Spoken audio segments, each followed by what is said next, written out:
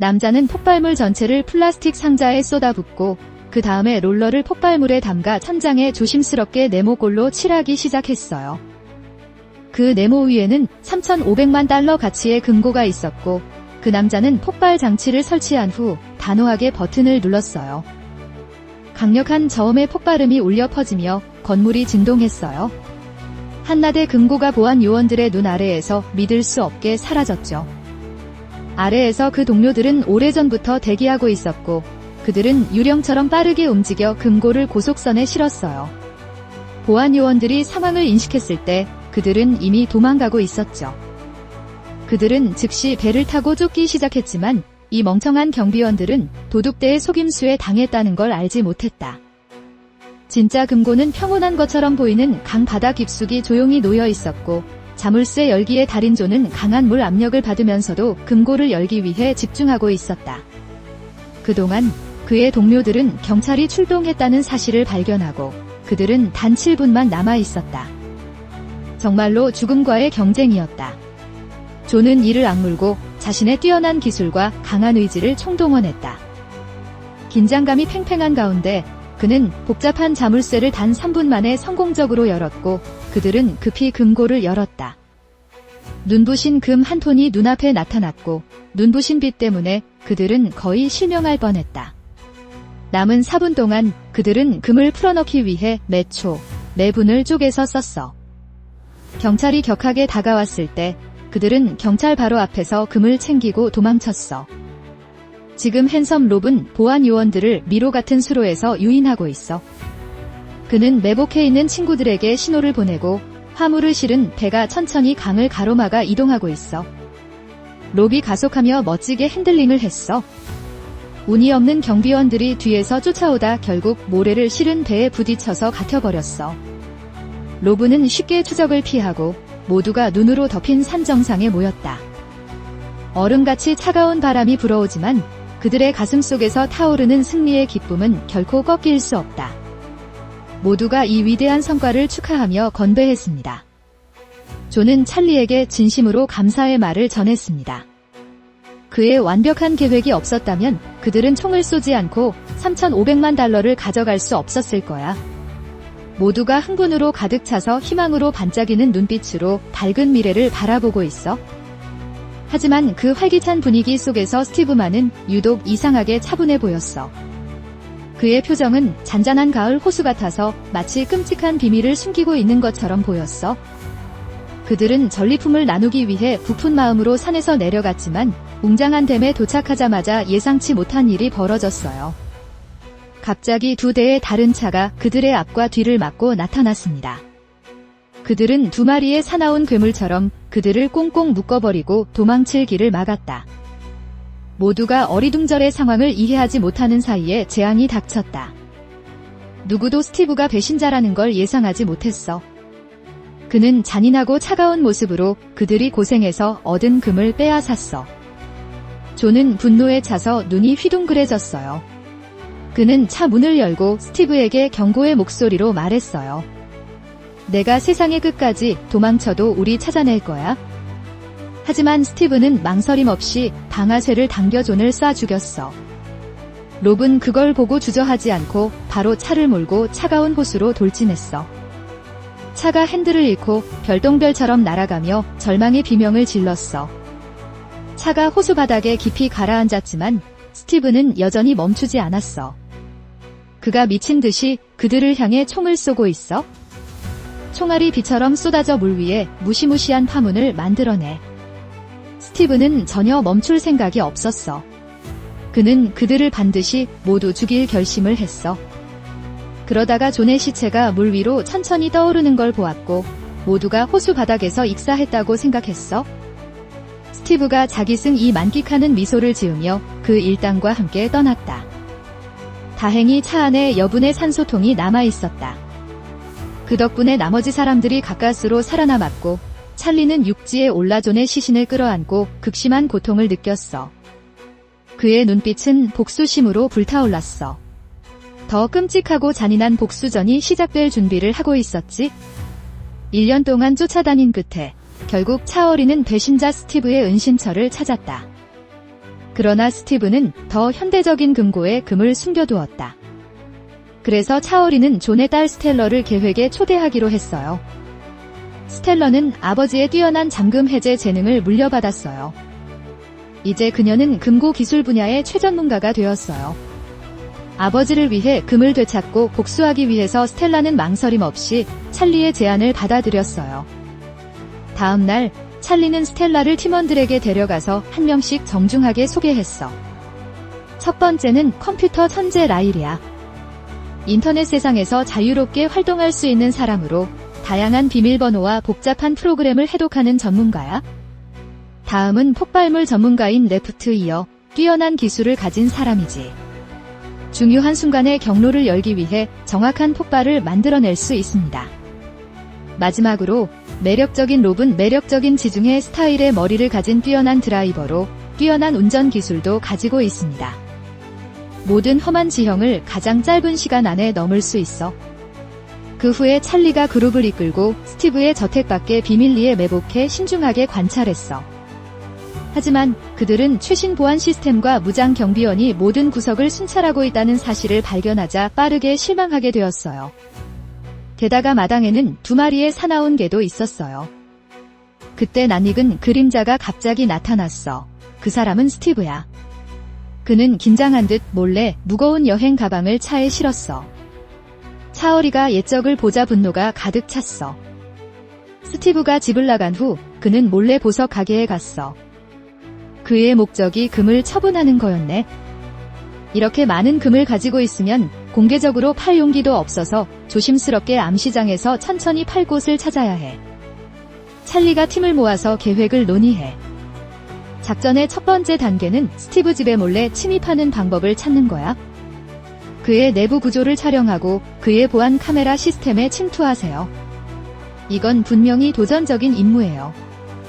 하지만 컴퓨터 천재 라일은 이게 손가락을 튕기는 것만큼 쉽다고 주장했어. 그래서 다음 날 라일과 롭은 통신회사 앞에서 매복을 했어. 피치라는 이름의 여성 기술자를 주목하세요. 그들은 유니폼 세트와 통신 수리 트럭이 필요해요. 하지만 이것이 매력적인 롭을 괴롭히지 못해. 몇 마디 달콤한 말을 건네자 롭은 피치의 마음을 훔치고 쉽게 트럭 키를 얻었어. 그리고 나서 스텔라는 통신사 유니폼을 입고 가짜 열쇠로 트럭을 몰아.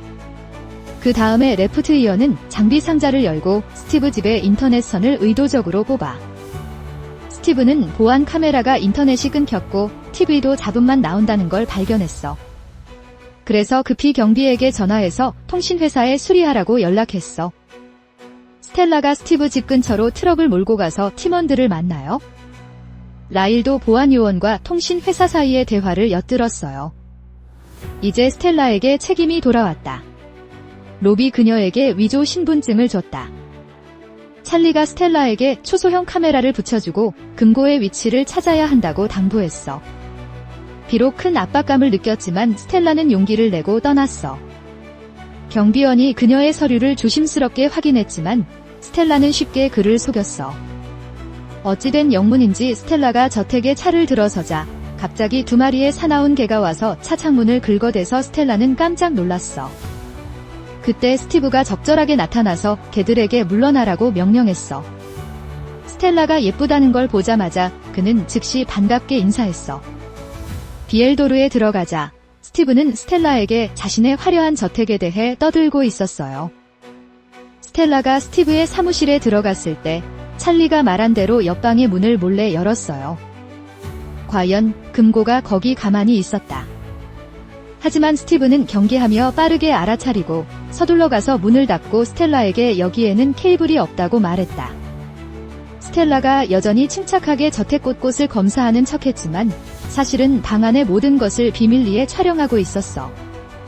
작업이 완료되었다고 느낀 스텔라는 자신이 끝났다고 말했어. 신호를 받자마자 레프트 이어는 빠르게 스티브를 위해 네트워크 케이블을 다시 연결했어요. 스티브가 TV를 켰을 때 모든 것이 정상으로 돌아왔고 마침 스텔러가 떠날 준비를 하고 있었어요. 스티브가 저녁을 같이 하자고 갑자기 제안했어. 아버지를 죽인 적을 보니 스텔라의 마음속에 파도가 일었지. 그녀는 바로 거절하지도 즉시 수락하지도 않았어. 그녀는 나중 계획을 위해 이 중요한 기회를 잡고 싶었기 때문에 라이엘은 비디오를 사용해 저택의 구조를 도표로 그렸다. 하지만 또 다른 골치 아픈 문제가 발생했다. 그게 정문이고 금고 위치는 정말 멀리 떨어져 있어. 1톤 가까이 되는 무거운 금고를 맨손으로 차에 실는 진짜 어려운 도전이야. 하지만 측정해보니 라일은 복도가 6피트 넓다는 것을 발견했어요. 찰리는 멋진 아이디어가 떠올랐어요. 그걸로 미니차를 복도로 들어갈 수 있겠다는 거예요. 그들은 즉시 미니차에 무게를 추가해서 금의 무게를 시뮬레이션했어. 스텔라가 스티브의 별장과 똑같은 모델에서 시험 운전을 하게 했어. 실험 결과는 완벽해 보이지만 치명적인 문제가 발생했어. 차의 서스펜션이 너무 약해서 롭은 미니 바디를 특별히 수정해줄 튜닝 전문가를 찾느라 고생했어. 스티브는 스텔라와의 데이트에서 관대함을 보여주기 위해 금을 보석상에 가지고 가서 현금으로 바꾸었어. 하지만 거래 중에 보석상 사장이 베니스에 대해 언급하자 그 말이 스티브의 마음속에 살기를 불러일으켰어. 금괴에 파리의 여신상 모양이 새겨져 있어서 이는 베니스에서 국가를 충격에 빠뜨린 강도의 사건과 관련이 있어요.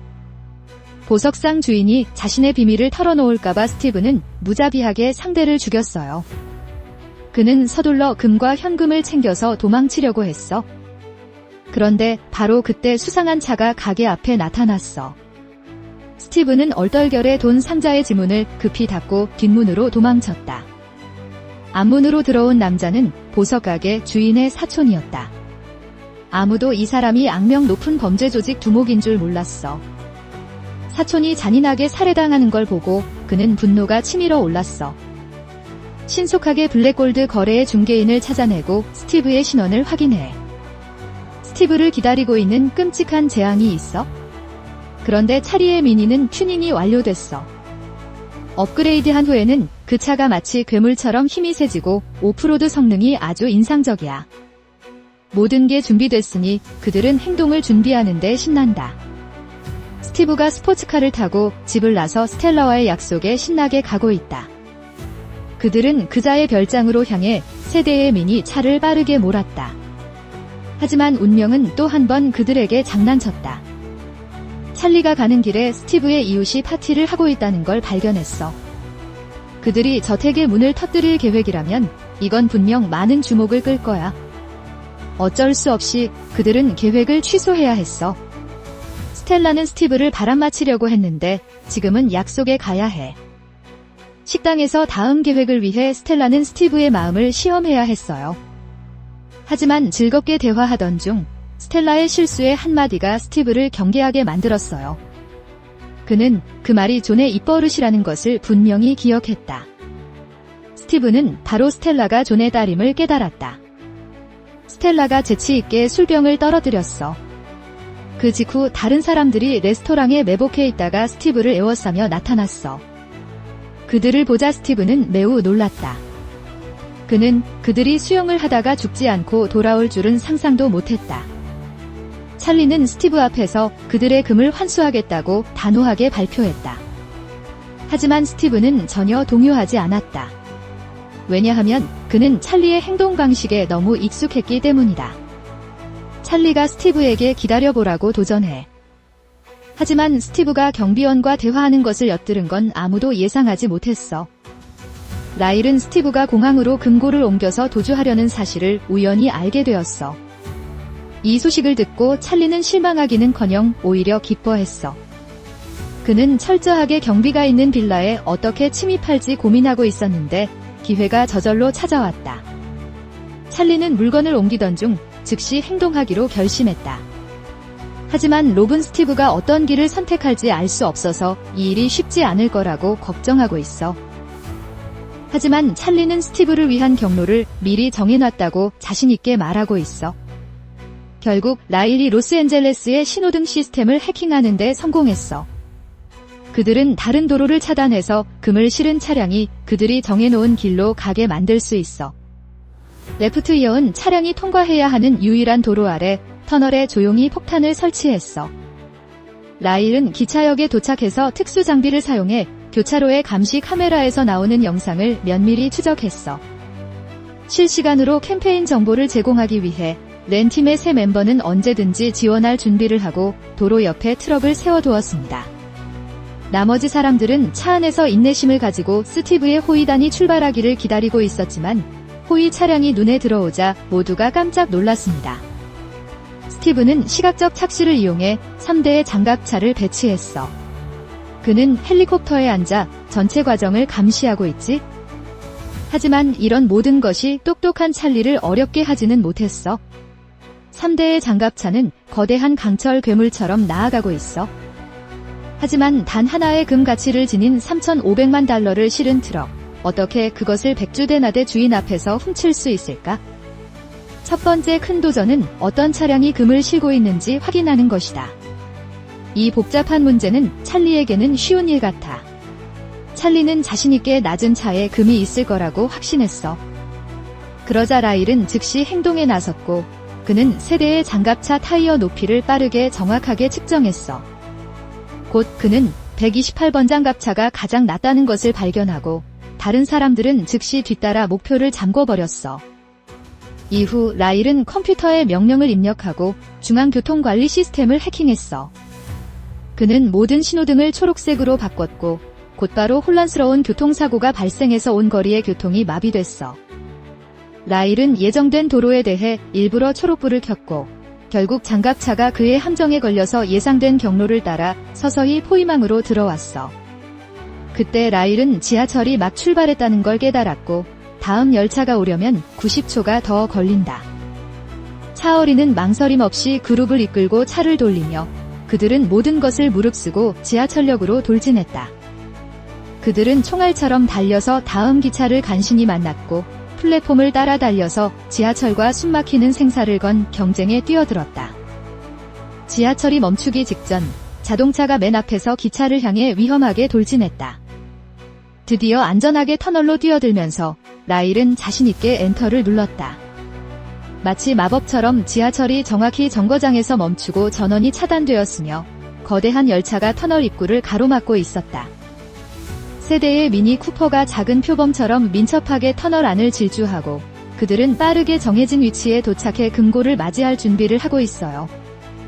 스티브는 헬리콥터에 앉아 전체 상황을 관찰하며 육상 교통이 이상하게 막혀있는 걸 발견했어요. 그는 즉시 이건 꼭 라이의 작품일 거라고 추측했다.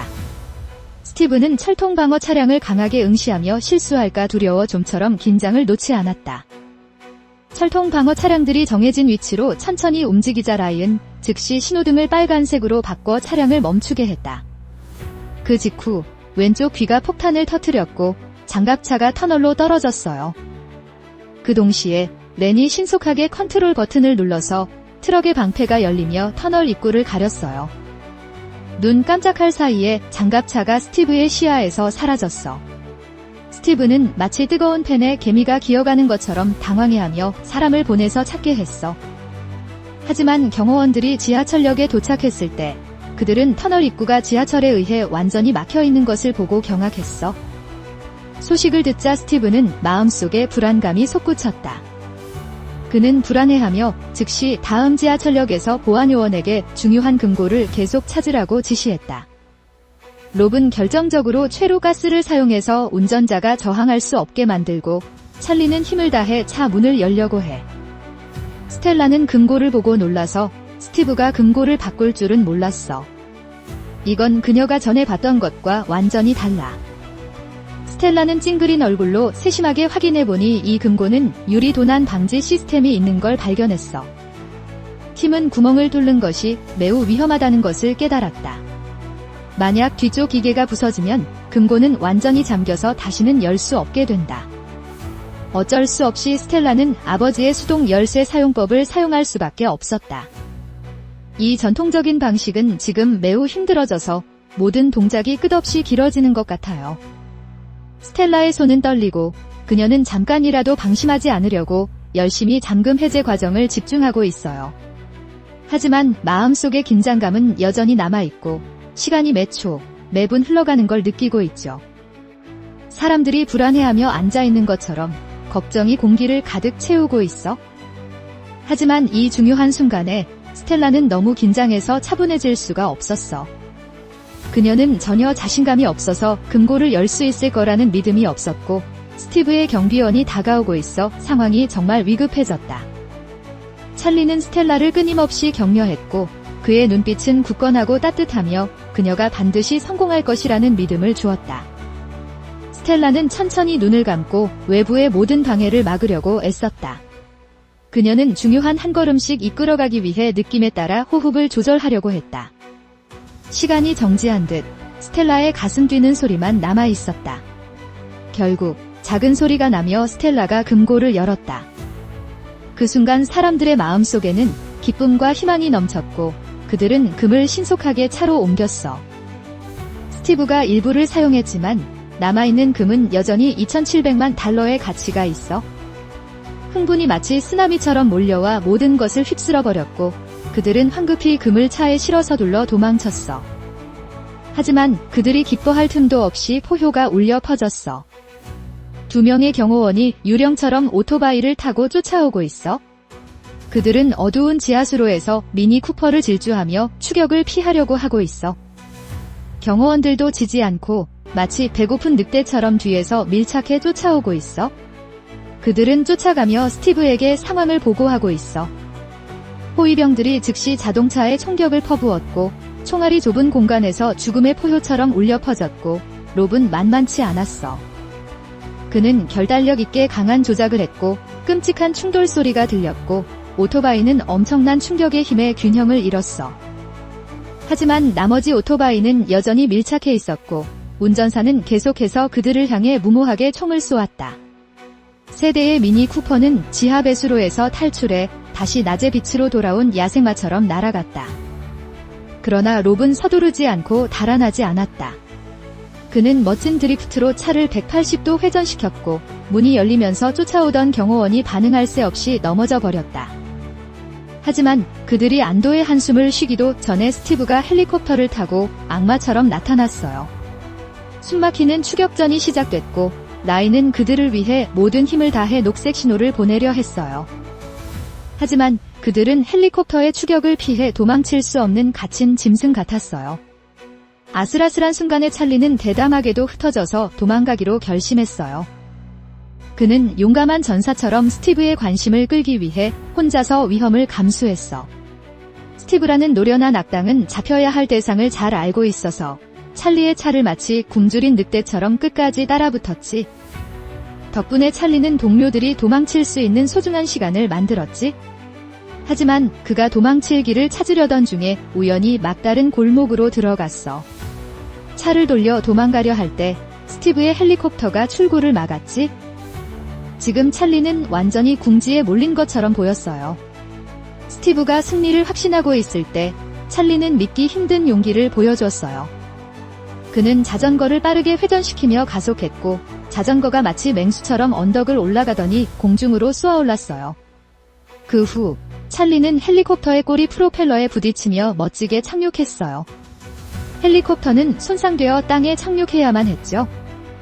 찰리가 기회를 잡고 차를 몰고 도망쳤어. 스티브는 화난 사자처럼 분노했지. 그는 미친 듯이 트럭을 탈취해 찰리를 끝까지 쫓아갔어. 나머지 2대의 미니 쿠퍼는 역에서 만날 장소에 도착했고 민첩하게 기차에 탔어. 찰리도 제 시간에 도착했어. 마지막 순간에 그는 기차에 뛰어들었고 그 순간 스티브도 문까지 쫓아왔어. 일행은 느긋하게 떠났지만 이 장면을 스티브가 벽 뒤에 숨어서 보고 있었어. 기차 문이 닫히고 기차가 출발할 준비를 하고 있는 걸 봤지? 스티브는 다른 요원과 함께 티켓 검사원을 찾아 돈으로 그를 매수해 기차에 타려고 했지만 그 검표원이 찰리 팀의 일원이라는 걸 몰랐어.